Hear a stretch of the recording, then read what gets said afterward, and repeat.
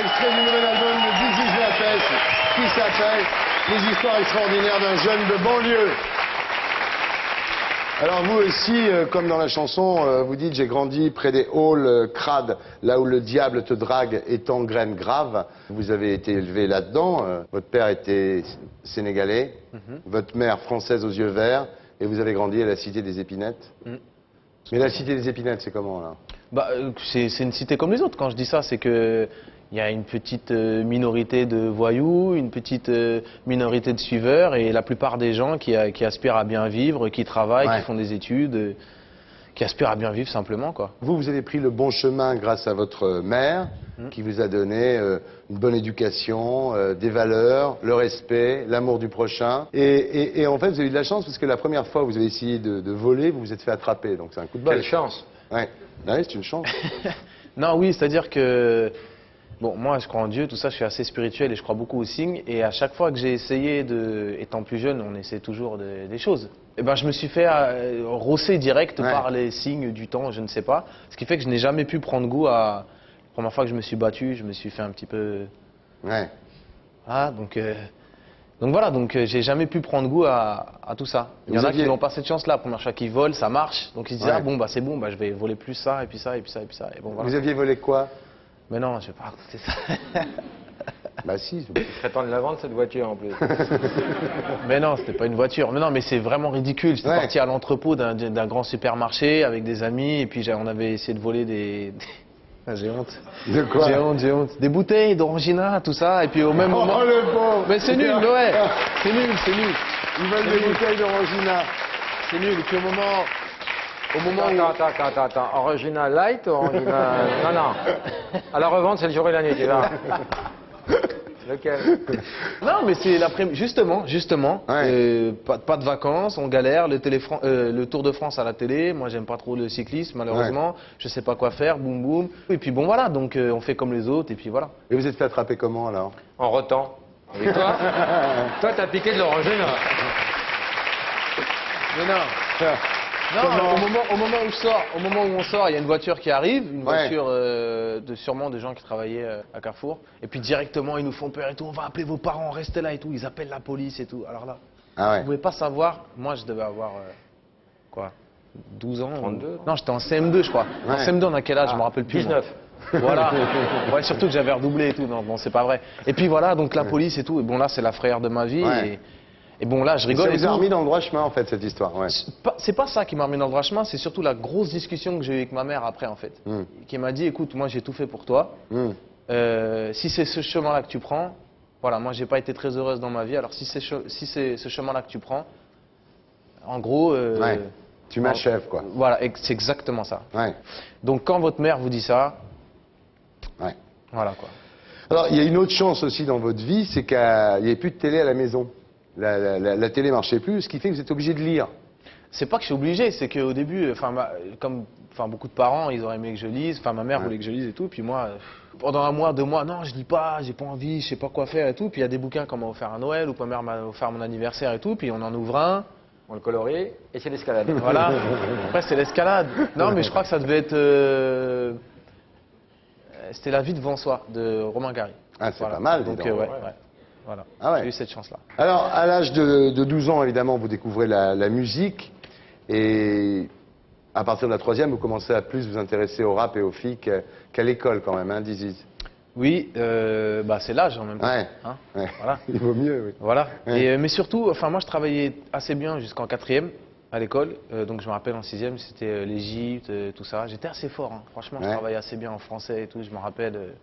J'en mettais beaucoup à la main. Qui a découvert les hiéroglyphes? J'en mettais beaucoup à la main. Pardon? Qui a découvert les hiéroglyphes? C'est Champollion. Bravo. Tu fais le malin, tu fais le malin. Grâce à quoi? Grâce à quoi? Je sais, moi. Je sais, monsieur. Il va le dire. Il y a le mot rose dedans. Non, oui. La pierre. La pierre de... La pierre de Rosette. Bravo. Non, mais... Et puis après, Et après, vous commencez à déconnecter parce que vous êtes trop nombreux par classe. Un et puis petit peu ouais. ça, et puis ça ne m'intéressait plus. En français, c'était Zola, tout ça. Oui, alors que vous, ce que vous voulez lire, c'est Nabokov, Lolita plutôt, quoi. Oui, ou Boris Vian, j'irai cracher sur vos tombes, tout ça. Mais Zola, pour dire le rideau il est rouge, on écrit 40 pages. Bon, je peux comprendre qu'on apprécie, je critique pas tout ça, mais c'est trop. Enfin, voilà, quoi. Donc, quand vous êtes jeune en banlieue à l'époque, est-ce que la situation était déjà explosive? Je dirais pas qu'elle était explosive, mais je dirais qu'il y avait un espèce de malaise latent ou ça sentait pas très bon, quoi. Ouais. Enfin, on sentait que c'était un petit peu, c'est une vision très manichéenne, mais Manichéen, ça vient de Manix, le feuilleton. Non. Personne ne connaît, c'est lamentable. soit on était dans le bon chemin, ou soit on n'était pas dans le bon chemin, quoi. Comment on en est arrivé là? Donc au départ, avec les Chisous-Bois, il y a les deux mineurs électrocutés dans le transformateur EDF. Mais il y a aussi, depuis le 11 septembre, un amalgame entre les musulmans et les terroristes et les musulmans et les banlieusards, non? Bah, moi, déjà, Chirac, je compte, bon bref, pour son premier septennat, il a été élu sur la fracture sociale. Ouais. Donc déjà, ça sentait un petit peu bon. Après, il y a eu le 11 septembre, donc tout l'amalgame par rapport aux musulmans, ce genre de choses. Après, il y a eu le 21 avril. Oui, c'est-à-dire que beaucoup de gens de banlieue se sont dit, finalement, si les gens votent pour Le Pen, ça veut dire qu'ils nous aiment pas et qu'ils veulent nous foutre dehors, quoi. Il y avait un peu de ça, mais puis il y a aussi par rapport à la génération de nos parents, qui sont venus ici pour travailler en France et qui ont été tout simplement exclus après. Ou, bon, voilà. Ici, quand on veut rentrer en boîte, on rentre pas en boîte. Quand on veut avoir un boulot, même si on a fait des études, on n'a pas de boulot. Et tout ça mélangé fait que c'est un vrai cocktail Molotov. Ouais. Sur les discriminations, vous vous dites que vous aviez un casier vierge, mais que finalement vous aviez du mal à rentrer en boîte. Mais je rentrais pas en boîte. Ou alors, fallait que j'aille au Zouk Night Club. Là, c'était bon, quoi. Là, il n'y a pas de problème. Zouké, ça, c'était bon. Non, mais sérieux. Et par contre, dès que je voulais aller au Palace, par exemple, je rentrais pas. Je rentrais pas. Ou au bain-douche, ou je ne sais pas. Les contrôles incessants, ça a été important aussi dans l'échauffement des banlieues? Oui, je pense aussi. C'est-à-dire que moi, j'essaie d'être juste et d'être vrai et de ne pas mentir. Il y en a qui en rajoutent. Oui, tous les jours, je me fais contrôler 10 fois par jour et tout. Bon, faut pas exagérer. Mais c'est vrai que moi, ça m'est arrivé quelques fois de me faire contrôler 3 fois dans la même journée et des fois 2 fois par la même personne. Donc là, je comprends pas, quoi. Mais sinon, tu as tes papiers sur toi? Non, simple contrôle. Moi, pardon. Attends. Simple contrôle. Je suis obligé de vérifier. Hein. C'est pas moi. D'accord. On me demande. Hein. Merci. Les flics, ils sont racistes quand ils font les contrôles? Non, certains oui. Et je dirais, pour ma part, de mon expérience à moi, c'est une minorité pour moi. Mais il est vrai que ça existe. Et quand j'ai eu affaire à ce genre de personnes, ils sont très racistes, très agressifs. Et voilà. Donc c'est ça qui est dangereux. Le problème, c'est que moi, j'ai une histoire, par exemple. Je me suis fait contrôler un soir en bas de chez moi par des policiers et ils étaient convaincus que je n'habitais pas là parce que j'avais pas mes papiers sur moi. Ils étaient juste chez moi, j'avais changé de veste. Bon, bref. Rappelle-moi ton adresse. T'as failli m'avoir, j'ai failli la dire, dis donc. Donc je me suis fait contrôler, voilà. Ils étaient convaincus que j'habitais pas là et ils me disent oui, c'est pas ta voiture, négro. Vraiment, j'en rajoute pas. Négro, tu vas raser les murs. Je suis convaincu que t'habites pas là. Comment il s'appelle ton gardien et tout, nan. Donc je sors le nom de mon gardien. Ouais, c'est ça et tout, nan. T'es un dealer, truc, nan. Bon, ferme-la, sinon je t'en mets une et tout. Menottes dans la voiture, tout ça, truc. On m'amène au commissariat et j'étais connu à l'époque.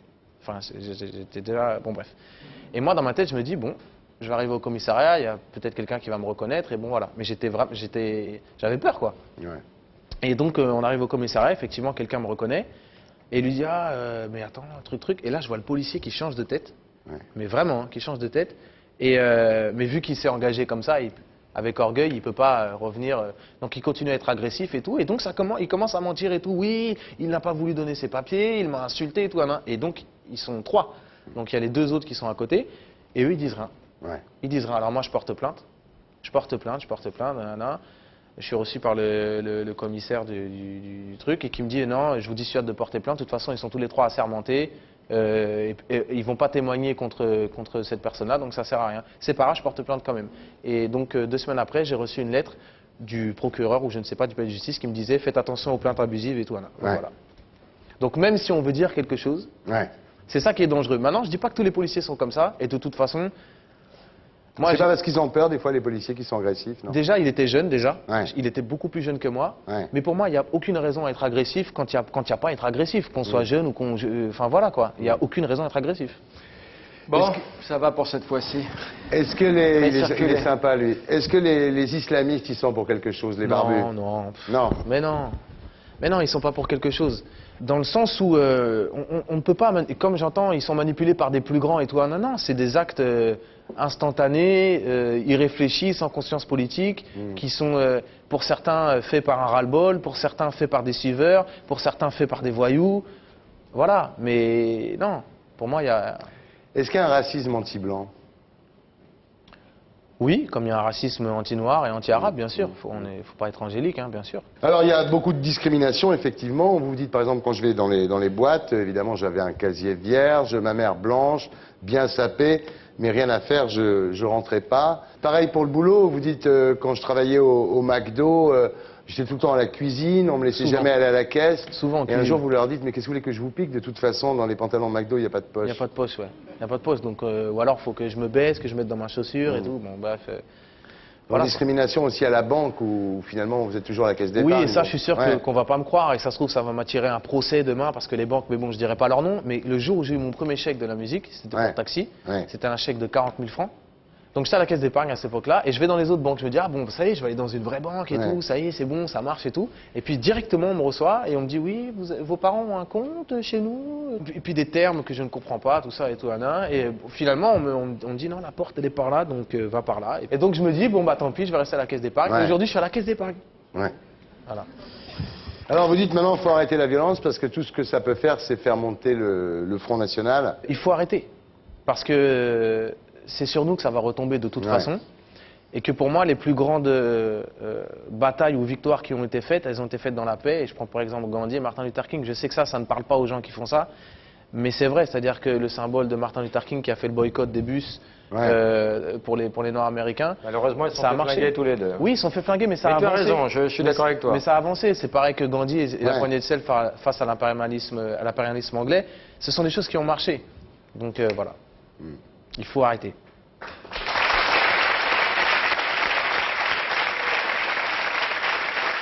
Alors Dizzy, vous recommandez aux jeunes de sortir de ce que vous appelez la démagogie de quartier. Vous dites, moi j'ai fait un voyage au Sénégal et j'ai pris conscience finalement de la chance que j'avais de vivre en France. Bon, ça ne veut pas dire qu'ici c'est Walt Disney et tout ça, mais c'est que quand je suis allé en Afrique, on se plaint beaucoup ici et on a le droit de se plaindre.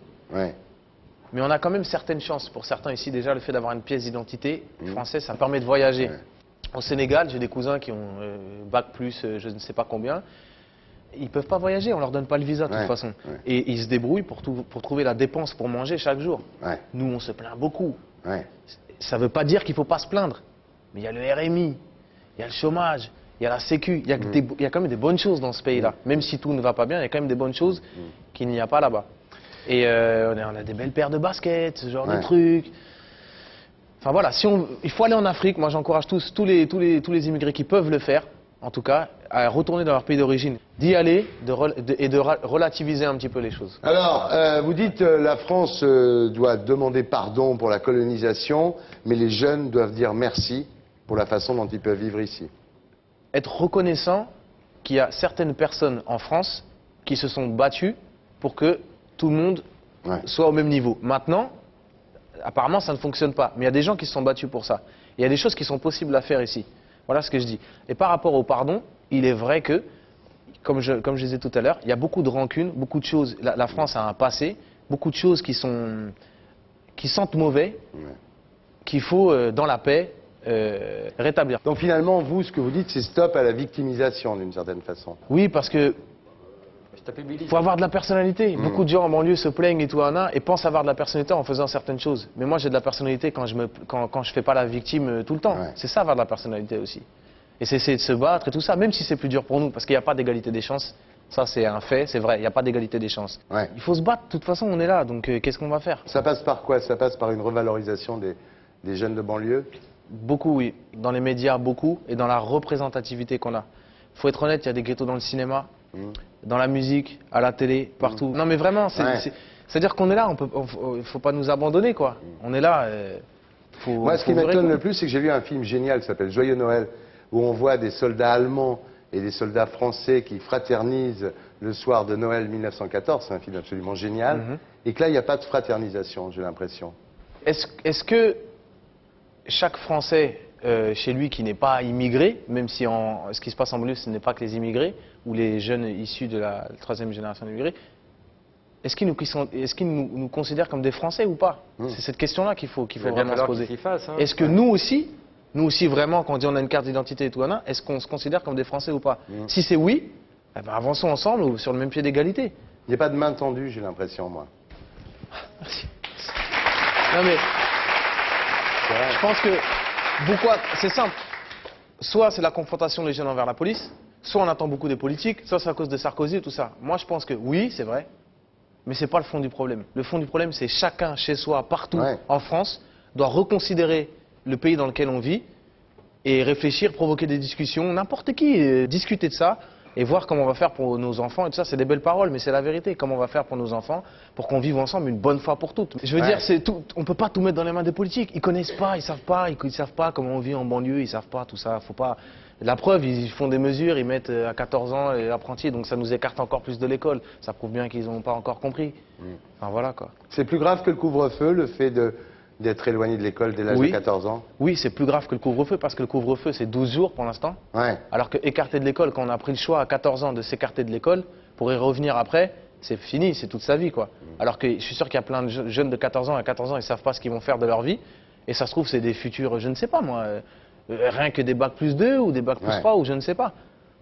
Donc voilà, quoi. Faudra trouver une solution, quoi. Ouais. Mais il faut être honnête, sincère et discuter pour de vrai et pas avoir peur des problèmes et surtout pas de langue de bois, quoi. Surtout pas, parce que dans 5 ans, ce sera encore pire que ça. Parce que là, ce sera tous les jeunes de banlieue qui vont se mettre derrière. 10-12 la peste. Les histoires extraordinaires d'un jeune de banlieue.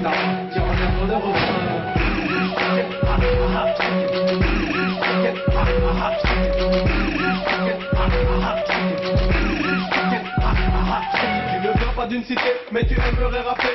MC, y'a pas de problème si ton flow est homologué, mais mets de l'huile. J'ai des indiques partout qui vont du camp au bas.